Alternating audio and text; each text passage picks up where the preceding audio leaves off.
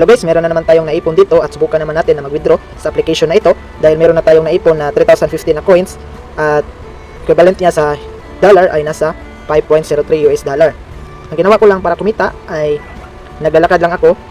Yan, ito po yung patunay na naglakad ako ng 2 kilometro at meron ako mga na-earn ng mga gift dito. Tingnan po natin sa coin history. Ayan, ito yung mga coins na nakuha ko dahil naglakad po ako.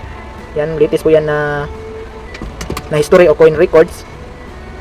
Yan, June 25, 2025. So dahil insakto na yung minimum na ma-withdraw natin dito, ay pwede na tayo maka-withdraw direct sa ating mga e-wallet. So punta na tayo dito sa cash out. Ayan, makikita pa natin dito na pwede tayo maka-withdraw dito sa PayPal. So dahil 3,000 lang na coins ang naipon natin, kaya select po natin itong $5. Then i-click po natin itong redeem. Ayan, dito ay input na po natin yung account natin sa PayPal. Dahil naka-input na po yung Gmail account ko or email account ko sa PayPal, pinutin lang natin itong next. So then confirm and submit. Ayan, click OK. So makikita po yan natin dito sa my rewards. Ano po natin? Sabay, ayan, in review na po siya. So ito na po ang mga proof ko na na-withdraw. So madami na po yung na-withdraw ko dito sa application na tig $5 at meron pong malaki na na-withdraw ko na 10 US dollar. So legit po talaga itong application. Kung gusto niyo ito subukan ay puntahan lang ang description or comment section dahil doon po ilagay ang link sa application na ito.